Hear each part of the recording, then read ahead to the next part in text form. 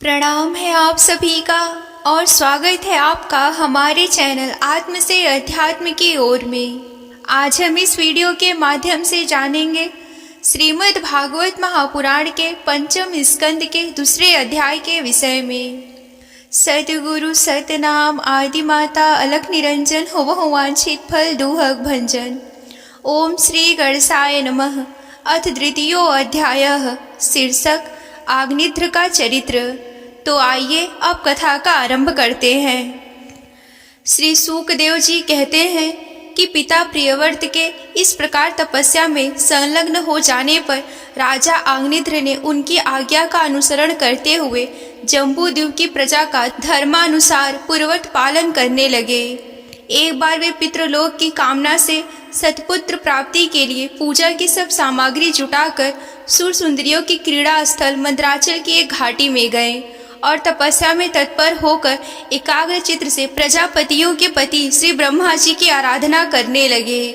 आदिदेव भगवान ब्रह्मा जी ने उनकी अभिलाषा जान ली, अतः अपनी सभा की गायिका पूर्वचित्ती नाम के अप्सरा को उनके पास भेज दिया। आग्निध्र जी ने आश्रम के पास एक अति रमणीय उपवन था, वह अप्सरा उसी में विचरने लगी। उस उपवन में तरह तरह के सघन तरुओं की शाखाओं पर स्वर्णलताएं फैली हुई थी। उन पर बैठे हुए मयूर आदि कई प्रकार के स्थलचारी पक्षियों के जोड़े सुमधुर बोली बोल रहे थे। उनकी खटज आदि स्वरयुक्त ध्वनि सुनकर सचेत हुए जल कुक्कुट, कारंडव एवं कलहंस आदि जल पक्षी भांति भांति से कूजने लगते थे। इससे वहां के कमलवन से सुशोभित निर्मल सरोवर गूंजने लगते थे। पूर्वचित्ती की विलासपूर्ण सुललित गतिविधि और पाद विन्यास की शैली से पद पद पर उनके चरण नुपुरों की झनकार हो उठती थी।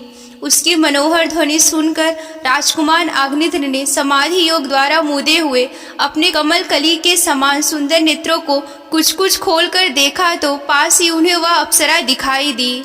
वह भ्रमरी के समान एक एक फूल के पास जाकर उसे सूंघती थी तथा देवताओं और मनुष्य के मन और नयनों को आनंदित करने वाली अपनी विलासपूर्ण गति, क्रीड़ा, चापल्य, लज्जा और विनय युक्त चितवन, सुमधुर वाणी तथा मनोहर पुरुषों के हृदय में कामदेव के प्रवेश के लिए द्वार सा बना देती थी। जब वह हंस हंस कर बोलने लगती तब ऐसा प्रतीत होता कि मानो उसके मुख से अमृतमय मादक मधु झर रहा है। उसके निश्वास के गंध से मंदाद होकर भौरे उसके मुख कमलों को घेर लेते। तब वह उनसे बचने के लिए जल्दी जल्दी पैर उठाकर चलती तो उसके कूच, कलेश, बेड़ी और करधनी हिलने से बड़े ही सुहावने लगते थे।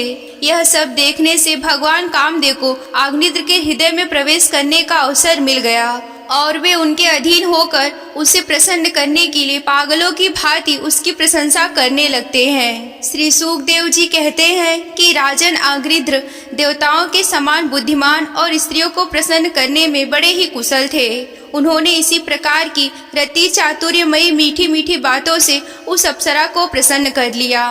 वीर समाज में अग्रण्य आग्निध्र की बुद्धि, शील, रूप, अवस्था, लक्ष्मी और उदारता से आकर्षित होकर वह उन जम्बू उपाधिपति के साथ कई हजार वर्षों तक पृथ्वी और स्वर्ग के भोग भोगती रही। तदंतर निप्रवर आग्निध्र ने उसके गर्भ से नाभि, किम पुरुष, हरिवश, इलावृत, रमक्य, हिरण्मय, कुरु, भद्राश्व और केतुमाल नाम के 9 पुत्र उत्पन्न किए। इस प्रकार 9 वर्ष में प्रतिवर्ष एक के क्रम से 9 पुत्र उत्पन्न कर पूर्वचित्ती उन्हें राजभवन में ही छोड़कर फिर ब्रह्मा जी की सेवा में उपस्थित हो गई। ये आग्निध्र के पुत्र माता के अनुग्रह स्वभाव से ही सुडोल और सबल शरीर वाले थे। आग्निध्र ने जम्बूद्वीप के विभाग करके उन्हें एक ही समान नाम वाले 9 वर्ष बनाए और उन्हें एक एक पुत्रों को सौंप दिया। तब से सब अपने अपने वर्ष का राज्य भोगने लगे। महाराज आग्निध्र दिन दिन भोगों को भोगते रहने पर भी उनसे अतृप्त ही रहे।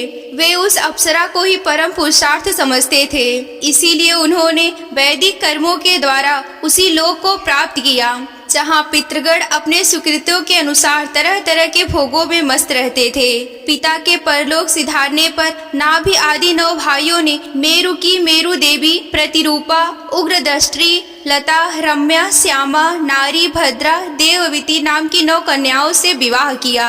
यहीं पर श्रीमद् भागवत महापुराण के पंचम स्कंद का दूसरा अध्याय समाप्त होता है। अगर आप श्रीमद् भागवत महापुराण की कथा में रुचि रखते हैं और विस्तार पूर्वक वर्णन यूं ही सुनना चाहते हैं तो हमारे चैनल को सब्सक्राइब कर लें। ये अध्याय आप सभी को कैसा लगा हमें कमेंट करके बताएं। आज के वीडियो में बस इतना ही, मिलते हैं अगले वीडियो में। तब तक के लिए आप सभी को जय आदि शक्ति भोलेनाथ जी, हर हर महादेव।